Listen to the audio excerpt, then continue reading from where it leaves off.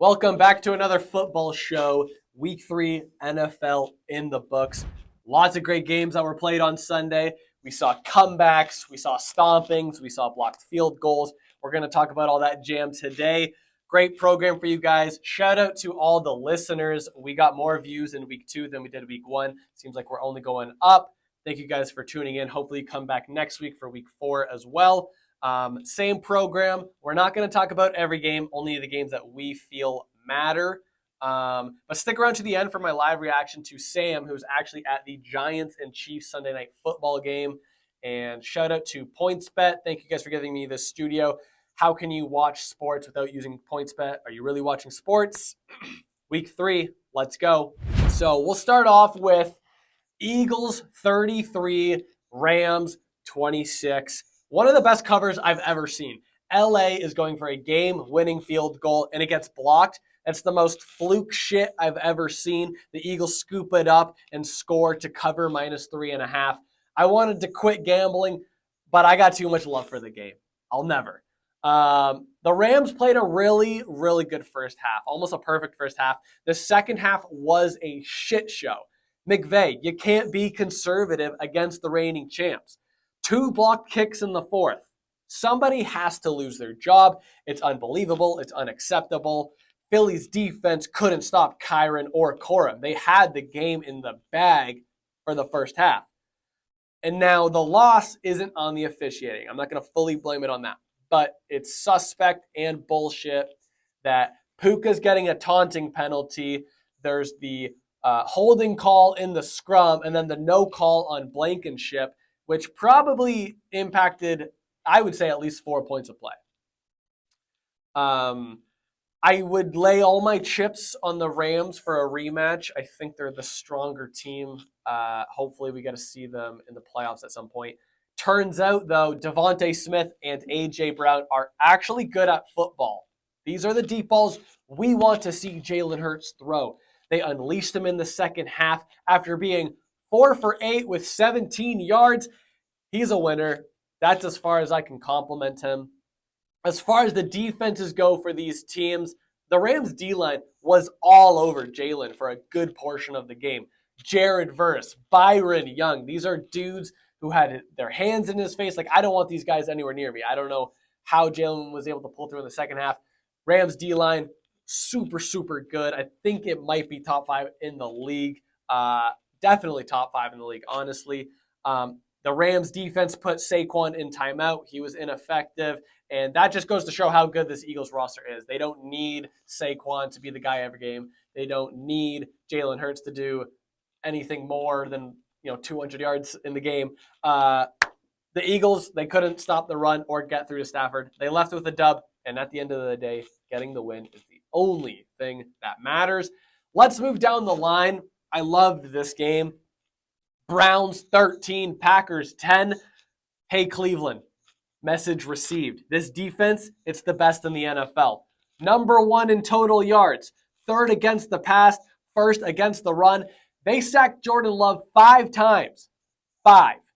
And let's be honest, they made Derrick Henry in week 2 look like a backup SEC running back.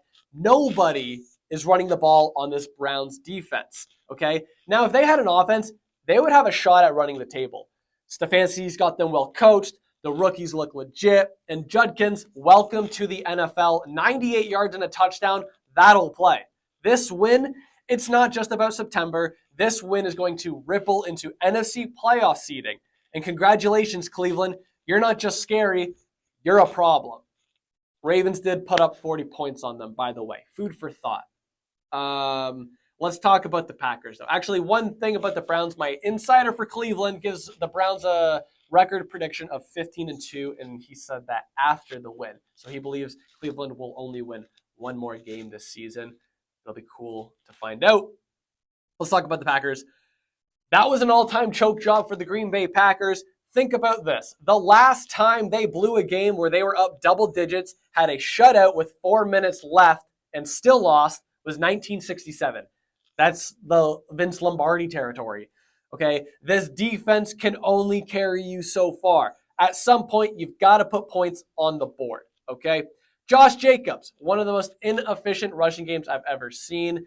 His 11-game touchdown streak comes to an end. I mean, the O-line couldn't hold up, and it's just a masterclass collapse. Like, I get it. The Browns' defense is elite, but if your quarterback's getting sacked 5 times, you're not winning the football game.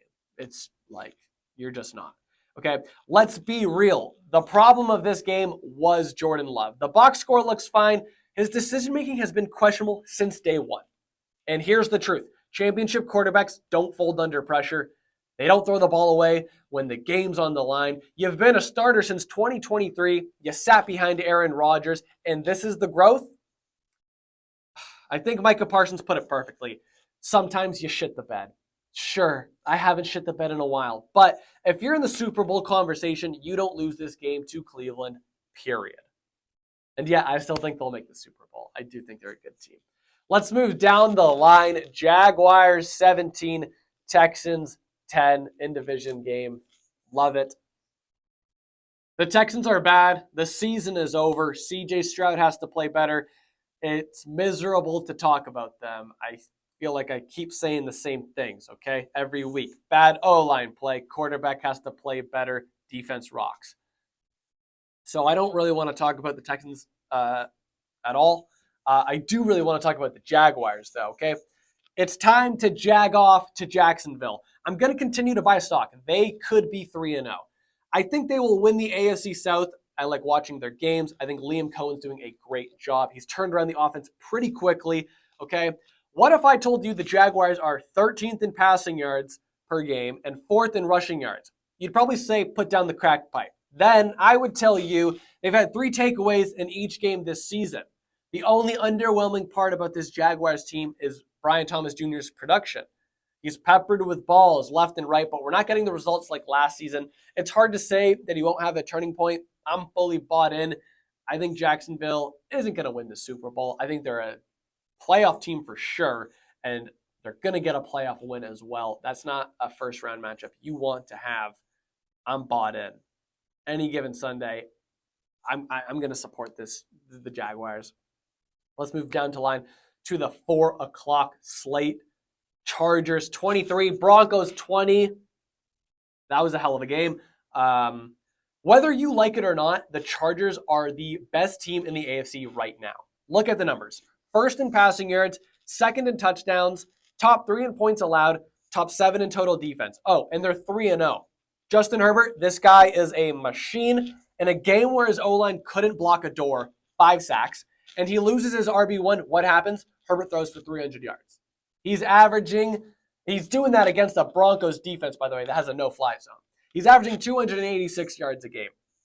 He's not a social media quarterback. He's beyond that, okay? He's the real deal. There are maybe 4,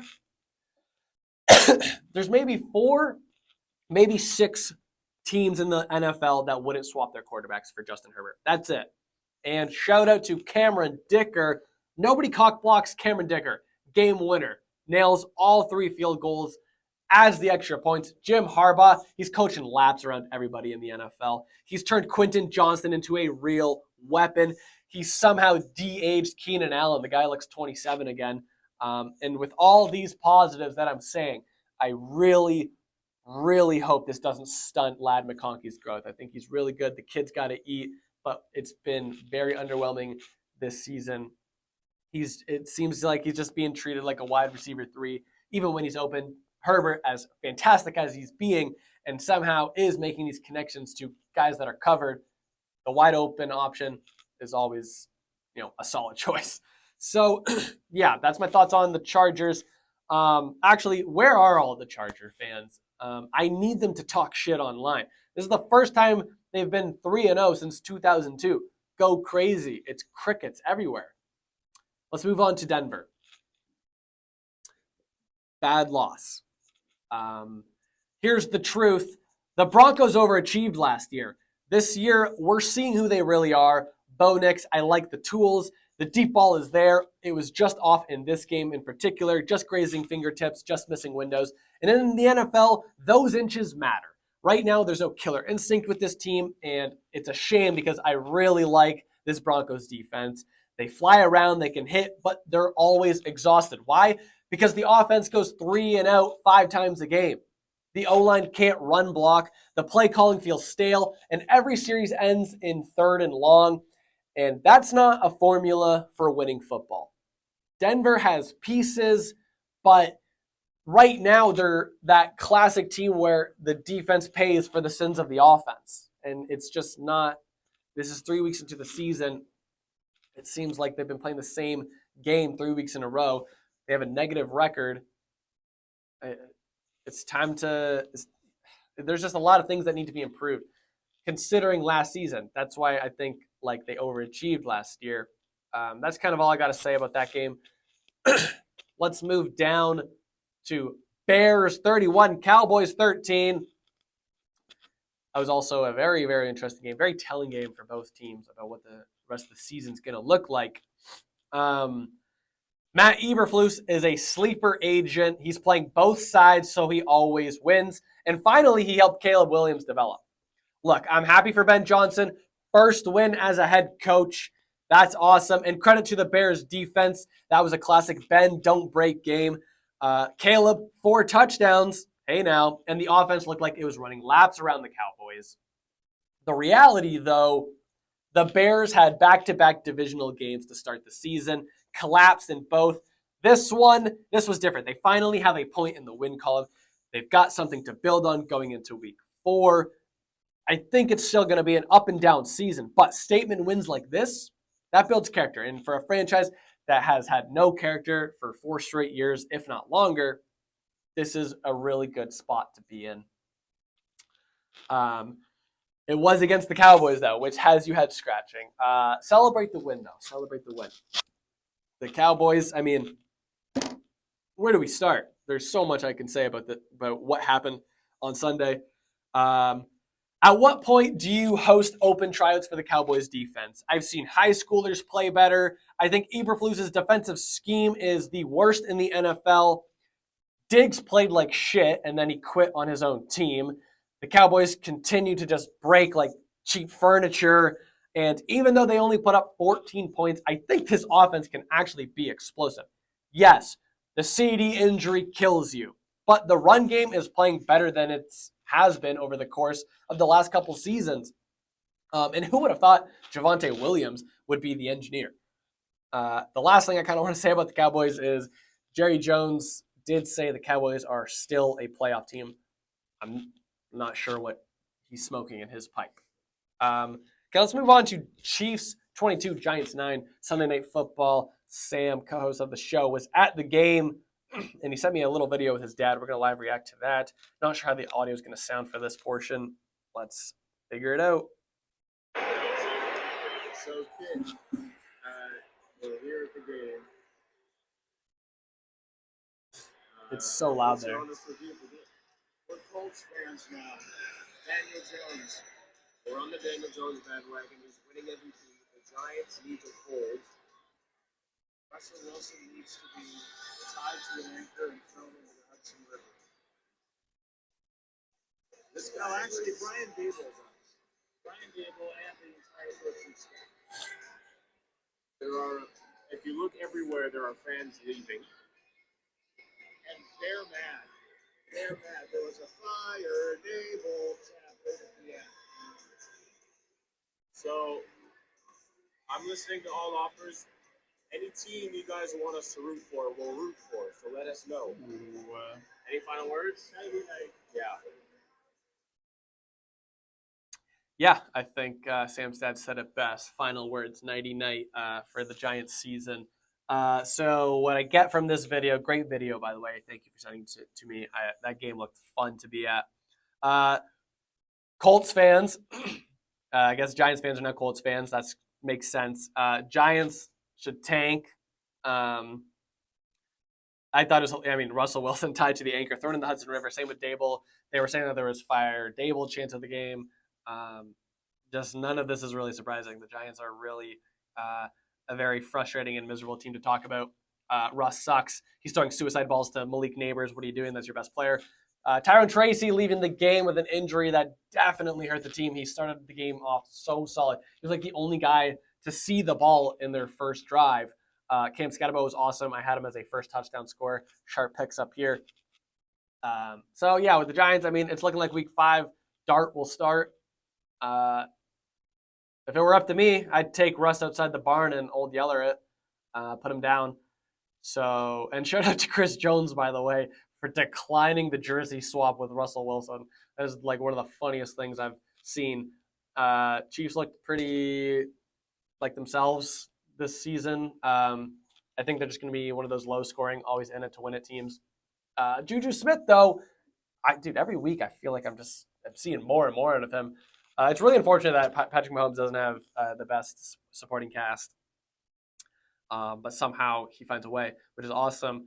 That's kind of all the games we're going to talk about today. I got some other news to bring up. So 5 points I wanted to talk about. We were told the Packers and Rams are the best teams in the NFC. We were lied to. They both lost. I feel lied to. I feel hurt. Raheem Morris says no to Kirk Cousins getting a chance to compete for a starting quarterback. There's a video going around. A reporter asked him after the Panthers kicked the shit out of the Falcons, saying, any chance Kirk Cousins could compete for a starter? Immediately says no. It's the fastest no you will ever hear. Highly suggest you go find that video. The internet. Also, yeah, with the Falcons, Michael Penix is 0-4 when opponents score more than 7 points. Food for thought. And the internet seemed to go crazy over Justin Herbert because he wore jeans and a white t-shirt. People are saying that he gets one hot girlfriend, and so he stopped dressing like a golf player. So that's kind of all the things we want to talk about today. Go to my TikTok sideshow kit. You'll see a lot of Philly fans upset with me and my evaluation of Jalen Hurts. I think it's totally valid and fair. This has been great. Another football show. Come back to week 4. Thank you guys for your time. Until next time, so long for just a while.